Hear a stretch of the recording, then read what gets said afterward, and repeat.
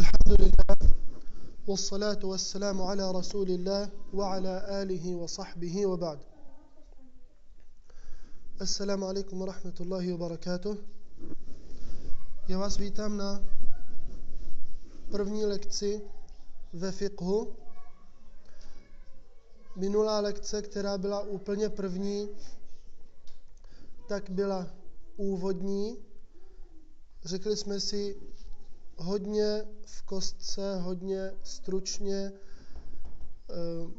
některé z nejdůležitějších věcí, které potřebujeme jako úvod pro to, abychom vůbec mohli začít studovat fiqh. Řekli jsme si, co to je fiqh, řekli jsme si pár důležitých pravidel a každopádně během těchto lekcí se občas sem tam ještě dostaneme k nějaké další zásadě, pravidlu týkající se fiqhu. Myslím tím obecně. Nemyslím tím teď konkrétní pravidla fiqhu, která budeme studovat. O tom budou inšallah naše lekce. Ale myslím tím obecná pravidla, která patří ve skutečnosti do samostatného vědního oboru zvaného usulul fiqh, zásady fiqhu, o kterém jsme si minule v úvodní lekci říkali. Takže zmíníme si i z toho některé věci občas během výkladu. Toto je začátek nového, řekl bych, projektu. Pojedeme inšaallah po pořadě podle toho, jak jsou v knihách fiqhu řazeny kapitoly.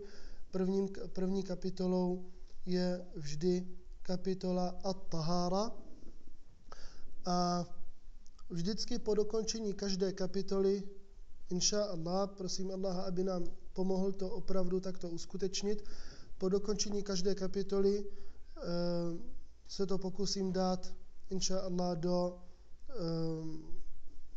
dát tomu nějakou tištěnou podobu a vyšlo by to jako tištěné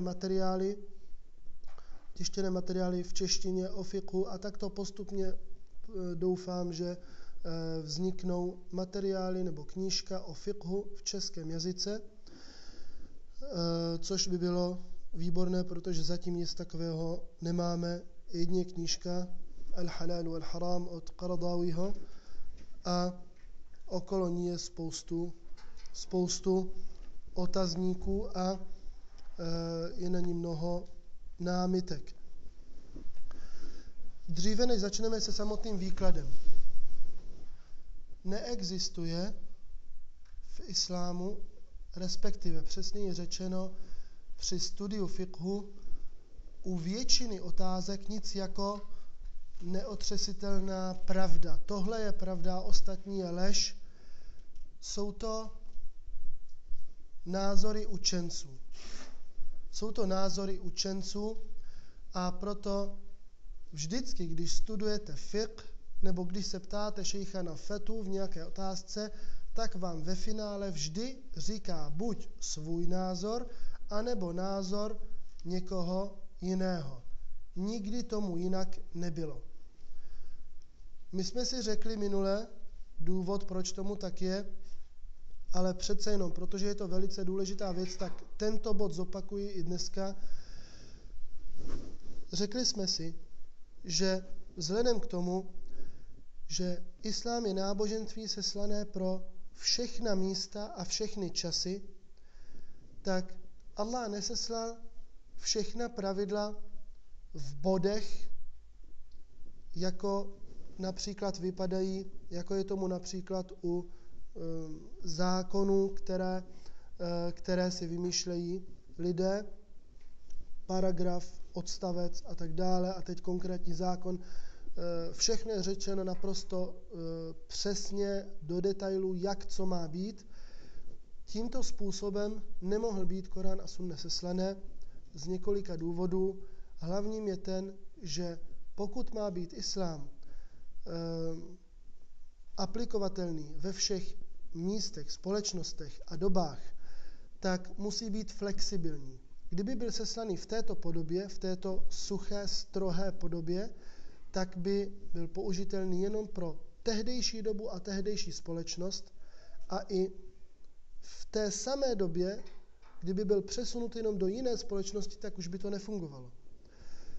Natož do jiné společnosti a v jiné době, natož o 1000 let nebo 1400 let později. Takže islám proto, nebo pravidla islámu a přesněji řečeno fiqhu, jsou většinou dvojího typu. Buď jsou to obecná pravidla a zásady, které fungují jako matematické vzorce. Dosadíte určitou konkrétní otázku do vzorce a vyhodí vám to výsledek. Jako například la darara wa la dirar. To je jedno z pravidel, je to i výrok, ačkoliv ten výrok mnozí učenci nepovažují za autentický sahih, nicméně je to uznávané pravidlo vyvozené z veršů a z autentických výroků a znamená to v překladu, není v islámu povoleno si ubližovat ani ubližovat druhým. A do tohoto vzorce můžeme dosadit strašně moc věcí a z toho si vyvodit výsledek. A takových vzorců je hodně. Jako například, že je zakázáno plýtvání, že je zakázáno a tak dále. Zkrátka obecné vzorce. Druhý typ pravidel jsou konkrétní pravidla pro konkrétní situace, které slouží jak pro ty konkrétní situace, tak zároveň to slouží i pro takzvaný qiyas. A řekli jsme si minule, co je qiyas, tedy aby si učenci, kteří se setkají později s podobnými otázkami, které ale nejsou zmíněny nikde v Koránu a v Sunně, tak aby si to mohli vyvodit na základě tohoto podobného pravidla. Že na základě toho si to vyvodí. Když máme některá pravidla, některé otázky máme řešené způsobem pravidel a zásad a jiné zase tím, že jsou zmíněna konkrétně jejich pravidla a otázky, které se podobají těmto otázkám, ale nebyly nikde zmíněné v Koránu a v Sunně přímo, tak se odvodí od těchto. Dále je třeba vědět, že naše poslušnost vůči Allahu a naše neposlušnost vůči němu Allahu nijak neprospěje ani neuškodí. A to je velice důležité pochopit. Protože tento život je zkouška. Je to jenom zkouška. Promiňte, já vás požádám jenom, jestli můžete zavřít dveře, abychom se mohli soustředit. Tento život je zkouška. Je to zkouška pro lidi, která spočívá v tom, že člověk má hledat pravdu. Až ji najde, tak ta největší zkouška je v tom, zda ji přijme nebo ne. A důležité je to, co má člověk v srdci. To znamená, teď za chvíli se vám vyjasní souvislost mezi tímto a mezi tím, co jsem říkal před chvílí. Dejme tomu, že někdo, kdo má nějaké, ať už má nebo nemá nějaké odborné znalosti v islámu, se snaží zjistit pravidlo nebo islámské stanovisko ohledně jedné konkrétní věci. Chce vidět, jestli ta určitá věc je halal nebo haram, povolená nebo zakázaná v islámu. hledá v knížkách, ptá se šejchů, nakonec dojde k určitému výsledku. Tento výsledek je pro něj tou pravdou, kterou dostal od Allaha. Ve skutečnosti to může být třeba špatná informace nebo špatná fetva od šejcha. Tak co je v tu chvíli důležité? Jako například nějaký šejch podívá se do odborných knih, do odborné literatury a dojde k určitému závěru, že ta určitá věc je v islámu povinná. On došel k přesvědčení, že tato věc je povinná. Ve skutečnosti u Allaha pravda je jenom jedna. A v té konkrétní otázce například zní to pravidlo, že ta věc je třeba jenom doporučená, ale není povinná. On ale došel k závěru, že je povinná. Podle čeho bude souzen? On zjistil, že je povinná a přesto ale potom odmítl se podřídit a neudělal to. Tak bude to pro něj hřích nebo ne? Bude to pro něj hřích, protože důležité je to, co má v srdci. To, že on došel k jinému závěru, než co je pravda, než to, co je u Allaha, pokud hledal upřímně a správným způsobem, tak Allah ho nebude soudit za to, že nedošel ke správnému závěru. Ale bude ho soudit za to, co má v srdci. A tady se nám vyjasňuje souvislost mezi tím, co jsem říkal, a mezi tím, že Allahu neprospívá nijak naše poslušnost, ani mu nijak neuškodí nebo neškodí naše neposlušnost. Takže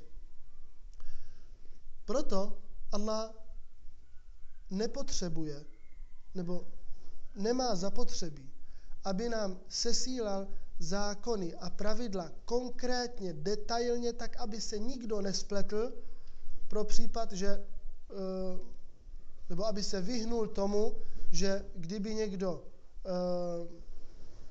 něco, co je povinné, označil za dobrovolné a tím pádem ho lidé přestali dělat, takže by to Allahu uškodilo. Allahu to neuškodí. A nevadí, pokud učenec nakonec, nebo i obyčejný člověk dojde k závěru, že ta určitá věc není povinná a přitom je povinná, nebo naopak. Nebo že není zakázaná a přitom je zakázaná.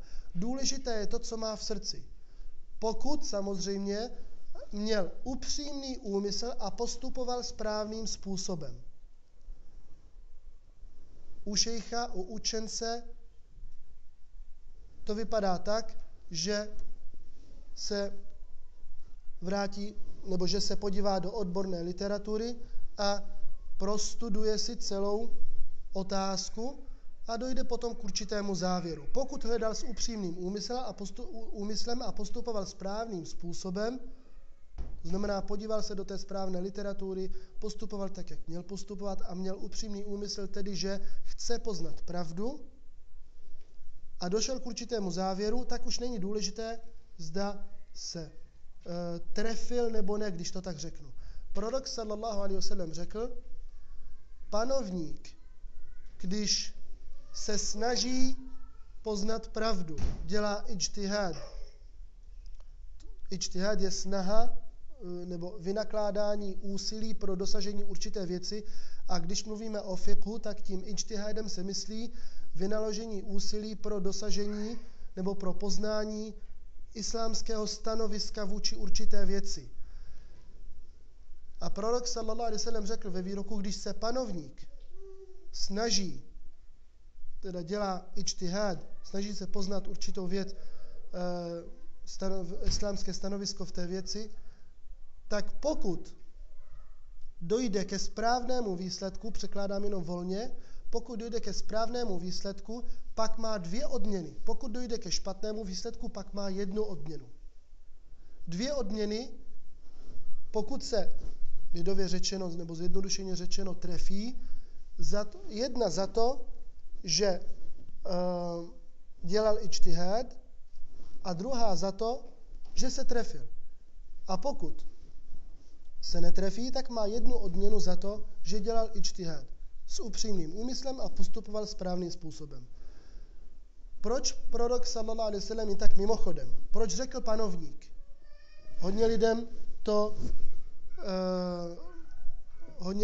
Hodně lidí to trápí vždycky, když slyší tento výrok a říkají si, proč tam mluví o panovníkovi. Protože v islámu se předpokládá, že panovníkem se stane ten nejzbožnější a nejvzdělanější z lidí. To se předpokládá v islámu. A bohužel dneska je tomu přesně naopak. Každopádně, to jsme trošku odbočili. U obyčejného člověka, který není učencem, tak to vypadá tak, že se zeptá šejcha, kterému věří, ve 2 věcech. Za prvé, co se týče jeho zbožnosti, věří tomu, že to je zbožný člověk, který dělá maximum pro to, aby poznal pravdu a lidi naučil pravdu, a to správné. A za druhé, věří mu, co se týče jeho vzdělání. On sám, pokud není odborně vzdělaný v islámu, tak to nedokáže posoudit. Ale pozná to podle toho, že třeba jiní šejchové nebo učenci ho respektují jako učence, nebo že má třeba diplom a tak dále. Zeptá se ho a ten dotyčný šejch mu dá fetu. Pokud tato fetva není v souladu s tím, co je u Allaha, protože pravda je u Allaha jedna, tak tento člověk je omluvený. I samotný šejch, pokud měl upřímný úmysl a postupoval správně, tak je také omluvený a má 1 odměnu. Ten člověk je také omluvený. Proto jsem říkal, Allahu neprospívá naše poslušnost, ani mu neškodí to, když někdo není neposlušný. A stejně tak, když se někdo netrefí nebo zeptá se šejch, dostane jinou odpověď, než je pravda u Allaha, tak to na situaci nic nemění. Důležité je, co má v srdci. A proto, to je další důvod, proč nebylo třeba sesílat všechno detailně. Kdyby Allah chtěl seslat všechno detailně, tak jako vypadají dnešní zákony, tak by sunna musela být několika násobně nebo desítky násobků rozsáhlejší, než je teď, aby obsáhla všechny otázky do nejmenších detailů. A navíc, když Allahu to nějak neuškodí, když někdo dojde ke špatnému závěru a důležité je to, co je v srdci, tak není třeba věc nebo situaci komplikovat, když to řeknu jednoduše. To znamená, že na nás je, abychom udělali 2 věci.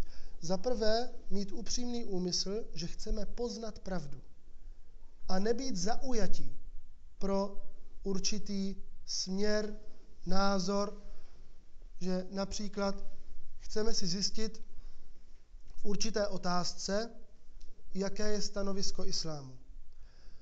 A předem jsme rozhodnutí, že nechceme nic, co bude pro nás těžké.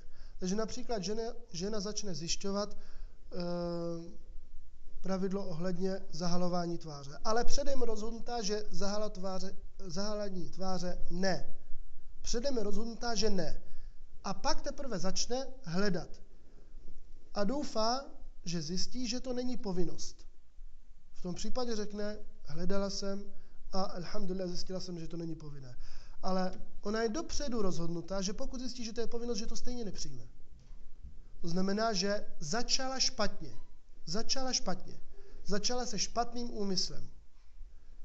Správný úmysl znamená, že hledám pravdu. Ať je ta pravda jakákoliv, ať už se mi bude líbit, nebo se mi nebude líbit. Za druhé, postupovat správným způsobem. To znamená, pokud já nejsem odborně vzdělaný člověk v islámu, ale obyčejný muslim, tak nemohu postupovat tím způsobem, že si vezmu odbornou literaturu, do které se dívají učenci a šejchové, a začnu sám vyvozovat, sbírat důkazy a vyvozovat z nich závěr. Ale podívám se na fatáwa učenců. Fatáwa je množné číslo od fatwa a fatwa je výsledek, ke kterému dojde učenec po vynaložení úsilí pro poznání stanoviska islámu v určité otázce. Chce vidět, zda tato věc je povinná, nebo doporučená, nebo jenom povolená, že to je mezi ani to, nebo nedoporučovaná, nebo zakázaná. Nebo existuje také jiné hodnocení pro určité věci, zda je to podmínkou, nebo pilířem, nebo povinností a tak dále. Chce zjistit pravidlo. Tak to, k čemu dojde, ten výsledek, a my často používáme slovo názor, ale je to názor na základě důkazů z Koránu a Sunny a ijma', jak jsme říkali minule, co je ijma', a qiyas, srovnávání, odvozování a tak dále. A hlavně tyto 4. Takže říká se tomu fatwa, říká se tomu názor a říká se tomu také ijtihad, ačkoliv ijtihad je ten proces, ale říká se ijtihad i tomu výsledku. Také se to tak používá. A postup běžného muslima vypadá tak, že se zeptá nějakého šícha, kterému věří ve 2 věcech, jak jsme řekli. Věří tomu, že je zbožný a že je to učenec. Buď se ho zeptá přímo, nebo si najde fetuj. Najde si někoho, komu věří. A když najde někoho takového, toho se zeptá, jeho fetu přijme a konec. A nehledá dál. Ne, že když najde tuto fetu, a najde si někoho, komu věří tomu, že je zbožný a že je to učenec, že je odborně vzdělaný v islámu, zeptá se ho, ale dostane odpověď, která mu nevyhovuje. Tak jde dál. A zeptá se dalšího. A pak třeba i dalšího a dalšího, dokud nenajde někoho, kdo mu dá to, co se mu líbí.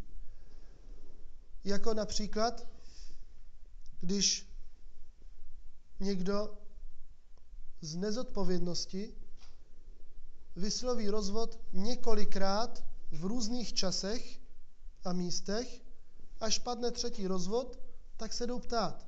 První šejch jim řekne, padl 3. rozvod. Tak jdou k dalšímu, řekne mu, padl 3. rozvod. Jdou k dalšímu, padl 3. rozvod. Konec, máš smůlu.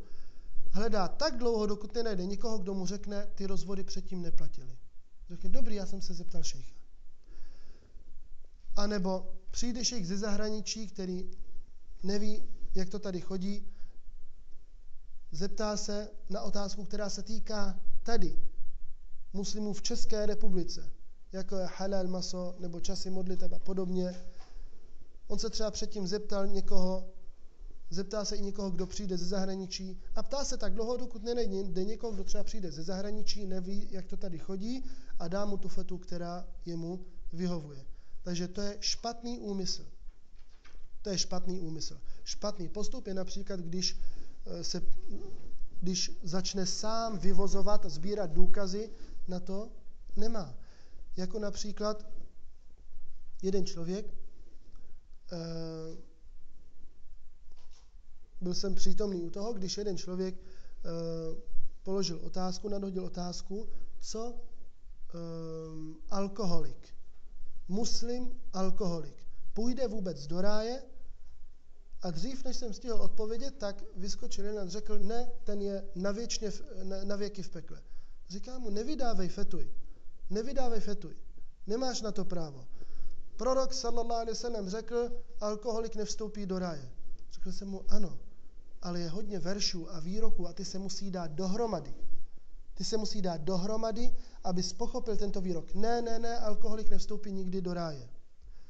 Přitom máme verš v Koránu, ve kterém Allah říká, Inna Allaha la yaghfiru an yushraka bih. Allah neodpouští to, aby k němu bylo přidružováno. Wa yaghfiru ma duna dhalika liman yasha. A odpouští vše, co je mimo to, tomu, komu chce. A je spoustu výroků a veršů, které hovoří o tomto tématu a vysvětlují význam tohoto výroku a že je tím myšleno, že nevstoupí do ráje, aniž by byl předtím potrestán. Nevstoupí spolu s těmi, kteří vstoupí do ráje bezpečně. Ale bude si muset odpíkat trest a pak teprve půjde do ráje, pokud zemře jako muslim. Takže tím, že nevstoupí do ráje, se myslí, že nevstoupí na začátku bez toho, aniž by vstoupil do pekla. Ale nejprve bude muset být potrestán a pak teprve do pekla. A to je obecně a Allah může odpustit, pokud bude chtít, pokud ten člověk zemřel jako muslim.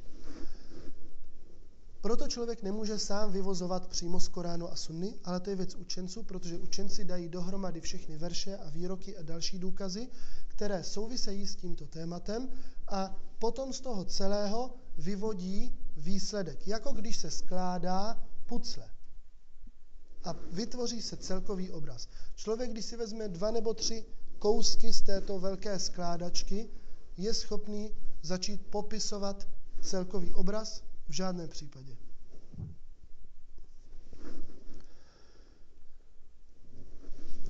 Ve výsledku tedy každý, kdo studuje fiqh nebo vyučuje fiqh, vždycky ve finále jede podle nějakého učence. Tomu se nikdo nevyhne. Jsou věci, ve kterých existuje ijma'. Co je ijma'? Shoda učenců. Tak, ale těchto otázek je málo. A ve většině těchto otázek ve skutečnosti není 100% ijma', ale třeba 90% nebo víc než 90%, ale ne úplně 100%. Otázek, kde skutečný, pravý, 100% ijma' je opravdu málo. Takže ve finále jedeme vždy podle některého učence. Mluvili jsme minule i o 4 školách. Já se omlouvám, že některé věci opakuji, ale je to velice důležité a ne všechno, co jsem řekl, bylo opakování z minula. Ty 4 právní školy jsme si řekli minule, že nejsou celý fiqh, ale že to jsou jenom v uvozovkách, 4 velice významní učenci, rahimahumullah jami'an, kteří se velice proslavili a měli spoustu studentů, kteří sepsali všechny jejich fetwy a vytvořili z toho školu. Ale že existovali i znalejší, i vzdělanější učenci v jejich době i před nimi, jejich fetwy nebyly sepsány tímto způsobem, tak, aby vytvořili právní školu a neměli dostatek studentů, kteří je kopírovali. Buď neměli dost studentů, anebo měli studenty a hodně studentů, ale nekopírovali je a tudíž nevznikla právní škola. A řekli jsme, že správný postup je nekopírovat a učit se od šejcha, od učence, jak dosáhnout stejné úrovně. Ale samozřejmě první krok je naučit se arabsky perfektně. Bez toho není možné pokročit dál, pokud člověk opravdu chce dosáhnout vyšších úrovní. Ale jako začátek je vždycky, můžeme to nazvat kopírováním, nebo už jsme to tak nazvali, tedy, že člověk se učí to základní od nějakého učence a později, když se začne odborně vzdělávat, tak začne přicházet na to, jak se to vlastně dělá.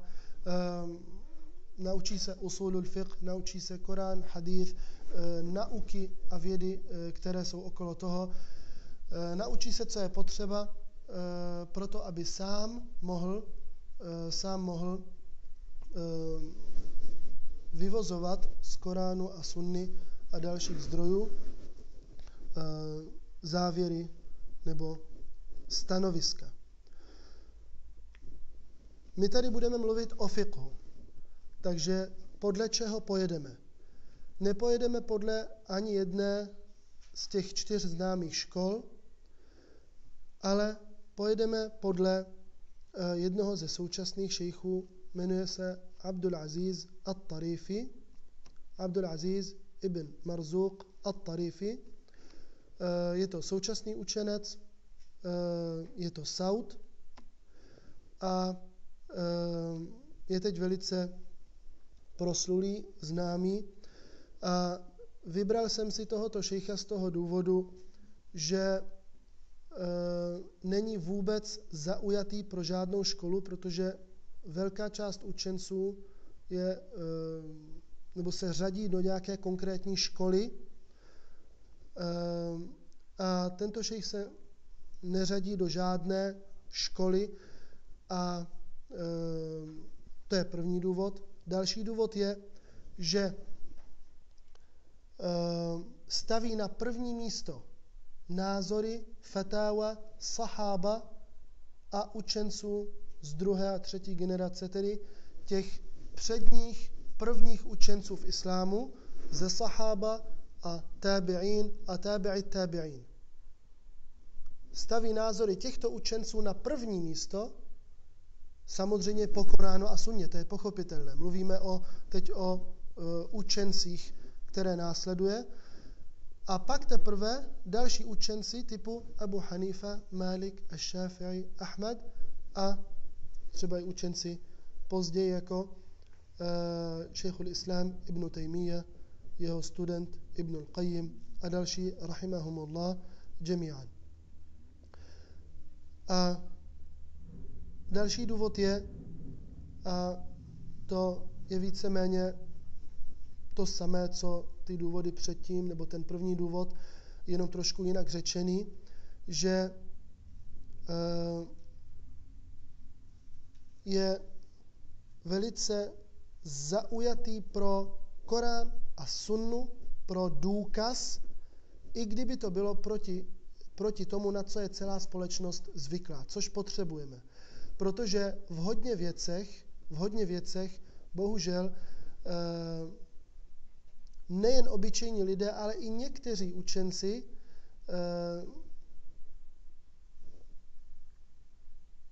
smíchali dohromady islám a tradice a kulturu, zvyky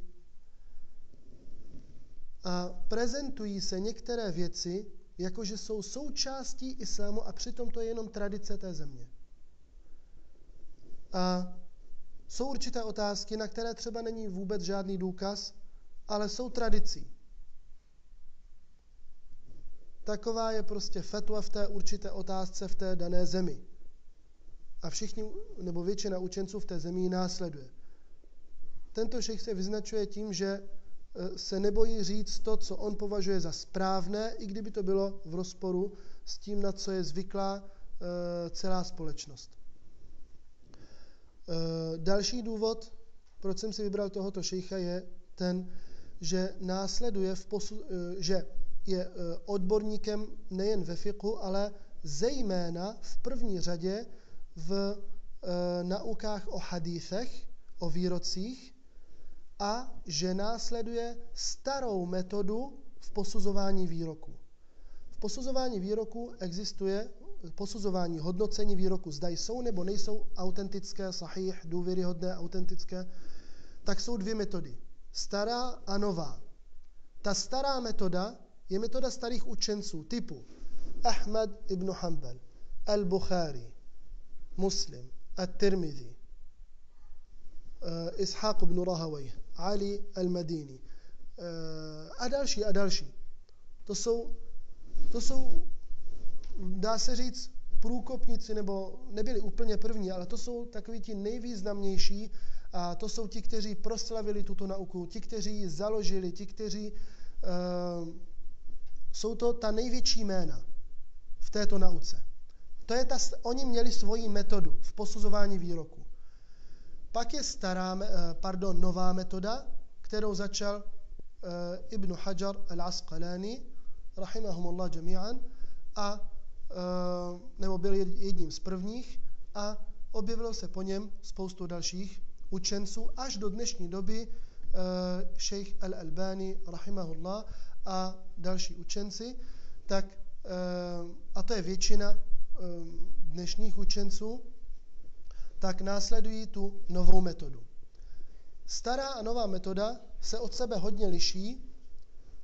Nebudu tady vůbec řešit detaily, protože to je odborná věc, ale řeknu jenom jednoduše obecně, že stará metoda je velice, velice detailní a striktní.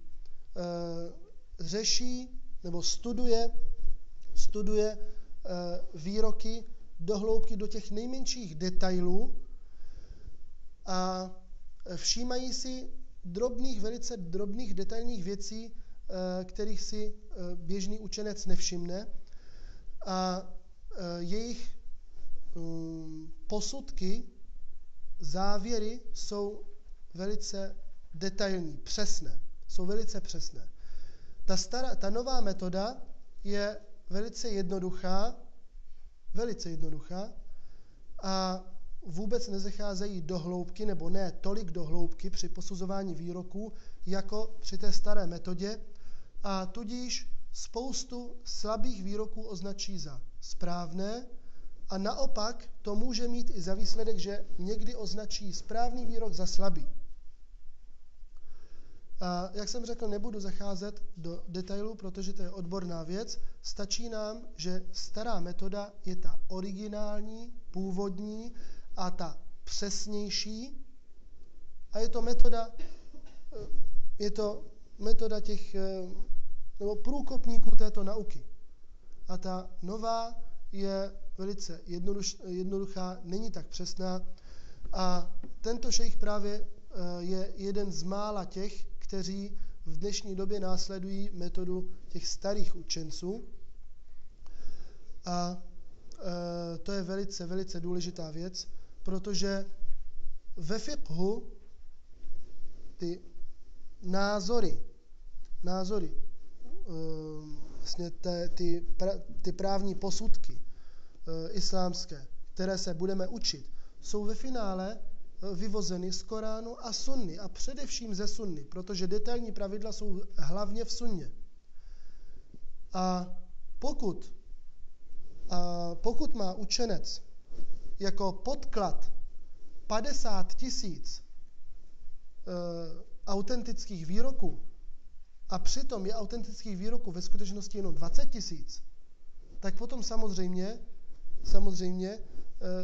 podle toho budou i výsledky, podle toho bude i jeho fiqh, podle toho budou i jeho názory, jeho právní posudky, že vám o spoustě věcí řekne třeba, že jsou povinné a ve skutečnosti nejsou vůbec povinné, protože se opíral o výrok, který je podle něj sahih, protože následuje tu novou metodu a ve skutečnosti je daif, slabý, neautentický. Tudíž v otázce neexistuje důkaz a věc je tím pádem povolená, v pořádku. A tak dále. Proto je velice důležité mít správný podklad. To je jako úvod ohledně mého zdroje, odkud toto beru. Je to tak většinou, zpravidla.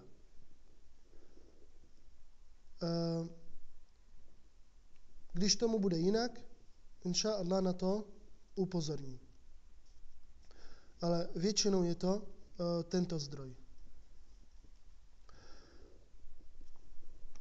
Je správně stavět se k této věci tak, že si řeknu,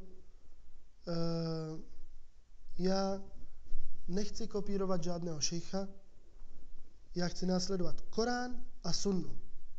Vezmu Korán, vezmu nějakou odbornou literaturu, která studuje sunnu, a začnu sám vyvozovat, řeknu si, já nebudu kopírovat nikoho. Je tento postup správný?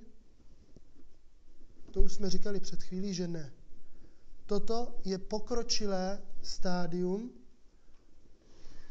toto dělají učenci a šejchové a obyčejný člověk musí nějak začít. Začne tím, že se bude učit od nějakého šejcha a bude ho kopírovat, tedy učit se od něj, a potom, až bude mít odborné základy a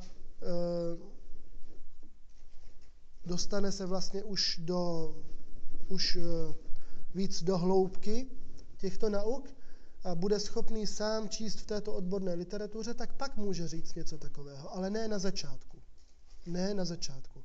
Každý na začátku se musí učit tímto způsobem a potom teprve může přejít dál. Jak budou vypadat naše lekce? podkladem, teď nemluvím o zdroji, zdroj jsme už řešili, nebo jsme o něm mluvili, teď podklad. Podkladem, ze kterého budeme vycházet, nebo na kterém bude stát náš výklad, bude kniha zvaná Al-Muharraru fil Hadith. Al-Muharrar fi al-Hadith. Autorem je šejch Ibn Abdil Hadi rahimahullah. Ibn Abdil Hadi rahimahullah. Ta knížka se jmenuje, nebo kniha Al-Muharrar fi al-Hadith. Al-Muharraru fi al-Hadith. Al-Muharraru fi al-Hadith je sbírka výroků, velice kvalitní, výborná sbírka výroků ve fiqhu. Jako je například Riyadus Salihin. Riyadus Salihin, zahrady bezúhonných, je sbírka výroků ne ve fiqhu, ale v takzvaných fadailul a'mal. Fadailul a'mal jsou, dá se říct, dobré skutky. Když si člověk chce posílit víru, dělat více dobrých skutků, tak jedním z nejlepších zdrojů, kam se může podívat, je Riyadus Salihin. Tam najdete, co všechno je dobré udělat. Tam se neřeší fiqh, co je povoleno, co je zakázáno, co a tak dále. Ne, tam vás vyzývá k dobrým skutkům. Říká vám, co je dobré, jak je dobrá poslušnost k rodičům, jak je dobré se chovat dobře k sousedům, jak je dobré a tak dále. Tomu se říká fadailul a'mal. Tohle je zase fiqh, to je sbírka ve fiqhu. Sbírka výroků, které jsou u učenců používány jako důkazy pro určité otázky ve fiqhu. A je samozřejmě rozdělená do kapitol. První kapitolou bývá zpravidla at-tahara. At-tahara, řekneme si, co je at-tahara podrobně. O tom bude celé naše povídání v následujících několika lekcích, inša Allah. Navíc tento učenec vybíral výroky velice pečlivě na základě, jak jsem řekl, té staré metody a u každého výroku navíc zmínil, co o něm řekli staří učenci typu Ahmad ibn Hanbal, al-Bukhari, Muslim a další učenci, i učenci třeba, kteří žili před nimi v jejich době, krátce po nich, tedy ti, kteří byli průkopníky, jak jsme řekli, této nauky, tak co o tomto výroku řekli a většinou to jsou autentické výroky a když ne, tak zpravidla na to sám upozorní, že tento výrok není autentický. Nicméně, každopádně výklad je zpravidla od šejcha Abdul Aziz ibn Marzuq at-Tarifi, který sám také komentuje tuto otázku, tedy autentičnost nebo důvěryhodnost výroků. Takže všechny hadífy, které vám zmíním, pokud neřeknu, že konkrétní hadíf je daif, tak automaticky můžete brát, že tento hadíf je sahih, autentický. Pokud neřeknu, že je daif, tak je sahih. A takové ty odborné řeči nebo odborné povídání o hadísu, proč je nebo není autentický, vynecháme, protože to jsou odborné otázky. Budeme to brát, dokud je to možné, jednoduše. Jak nejjednodušeji to půjde, ale přece jenom zmíníme si důkazy. Jsou dvě metody při studiu fiqhu. Jedna metoda je metoda, jak bych je nazval, učenců hadísu a druhá, říká se jim al-muhaddithun. Učenec, který se zabývá hadísy, studiem hadísu, on ne, že by nestudoval vůbec nic jiného a nevěděl vůbec nic o fiqhu, o aqídě a tak dále, ne, ale tohle je jeho předmět zájmu. Ale samozřejmě, že zná fiqh a zná aqídu, ale zajímá se zejména o hadís. Tak takovému učenci se říká muhaddith. Muhaddith. V množném čísle muhaddithun. A učenci, který se zaměřuje na fiqh, se říká faqih. a v množném čísle fuqaha.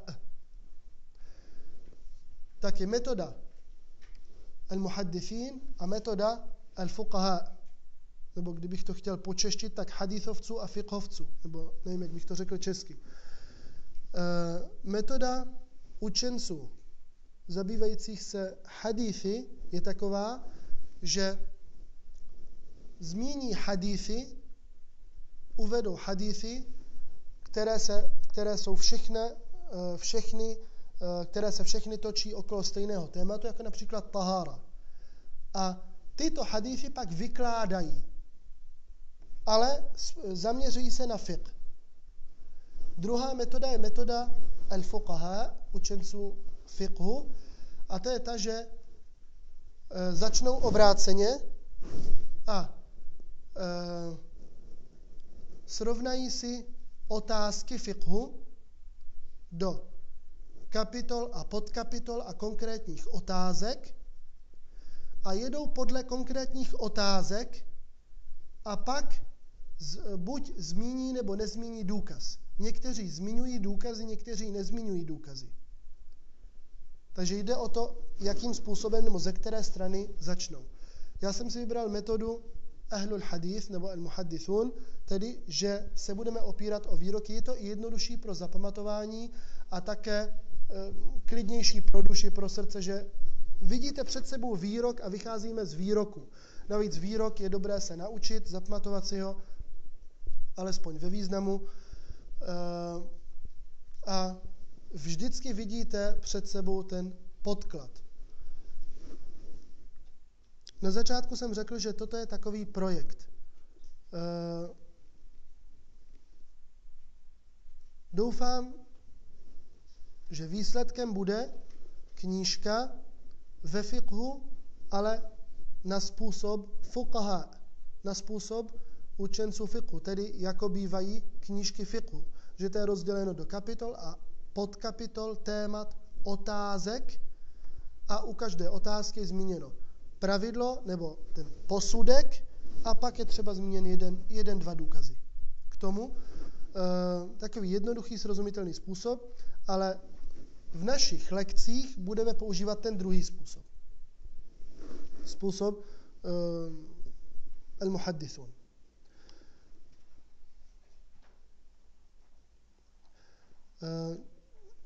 Nebudeme většinou zmiňovat různé názory učenců. Zbytečně bychom se do toho zamotali, to je věc pro pokročilejší. Většinou si zmíníme jenom ten názor, který je inša Allah ten správný, a zmíníme, nebo ne, že zmíníme důkaz, ale my budeme vycházet právě z toho důkazu, z výroku. Pokud půjde o otázku, která je hodně taková problematická, nebo že třeba většina učenců říká něco jiného, nebo je to velice diskutovaná problematická otázka, tak tam třeba můžeme občas zmínit i jiný názor, jaký je ten jiný názor a jaký je ten, inša Allah, ten správný. Tak já doufám, že jsem takto dal dostatečný k naší lekci. Dám teď přestávku a pokud má někdo dotaz k věcem, které jsem zmínil v úvodu, tak